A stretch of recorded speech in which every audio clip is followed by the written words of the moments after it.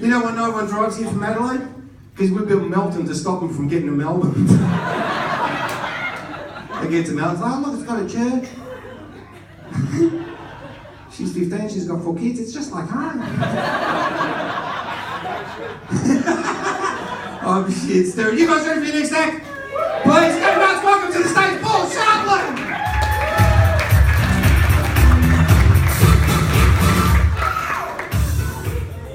Hello, how are you all?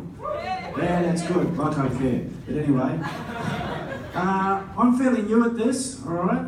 And when you're new at anything, there's certain issues you have to face. In comedy, there's perception issues. Do you have the right stuff? Are you qualified?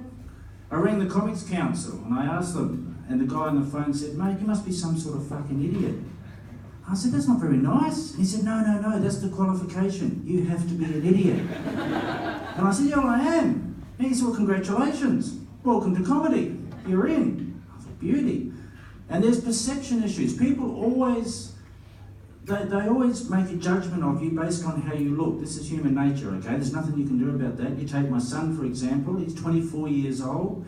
He loves his heavy death metal thrash music. He listens to it all day long.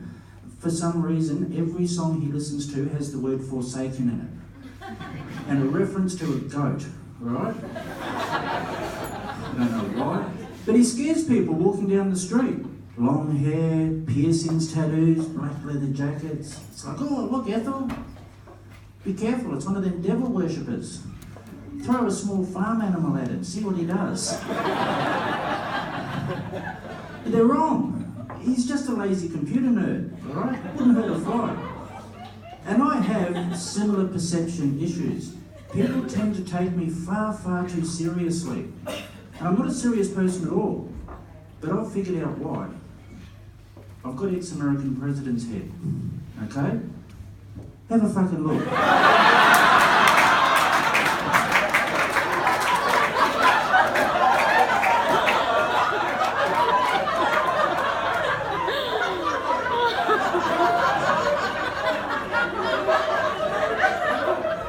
Yeah, hello. My name's George W. Bush, 45th President of the United States of America, and I did 9/11. It was a hoot, I tell you. And I get Bill Clinton as well. I got one thing to say to the American people.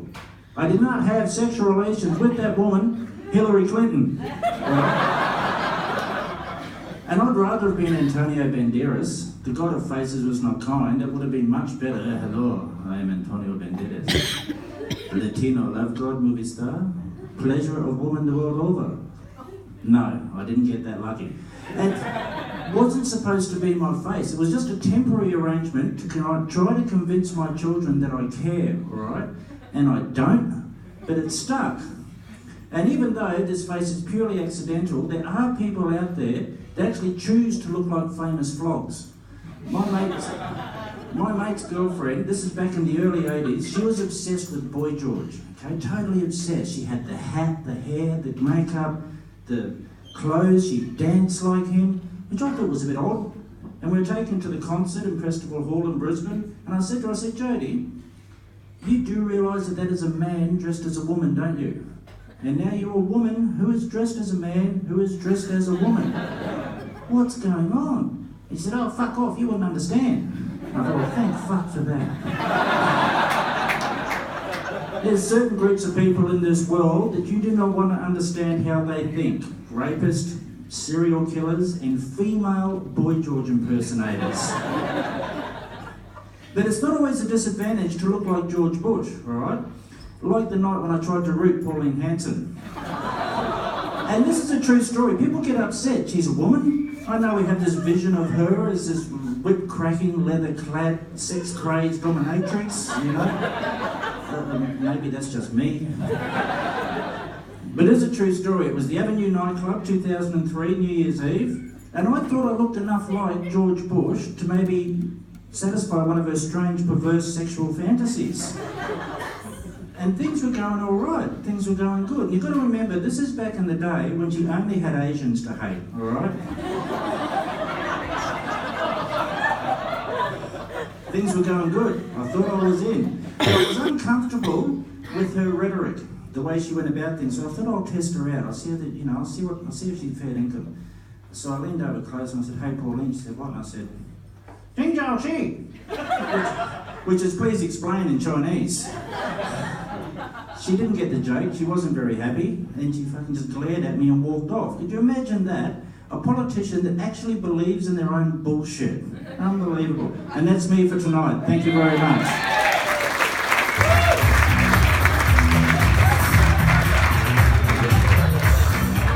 Paul Chaplin, give it up! Pauline Hanson. Fucking Pauline. She hated Asians, didn't she, at first? Just the Asians. Now the Muslims, she hates them. If she goes to Indonesia, her head will fucking explode.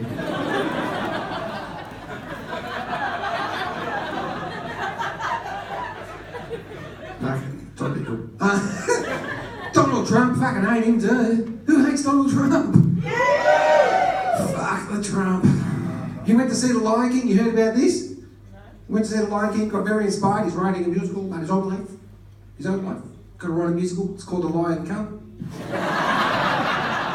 Are you guys ready for our next act? He just got back from the UK. He's awesome. We came up together. He's one of my favourites. Please go nuts. Welcome to the stage, Mr. Johnny Cash.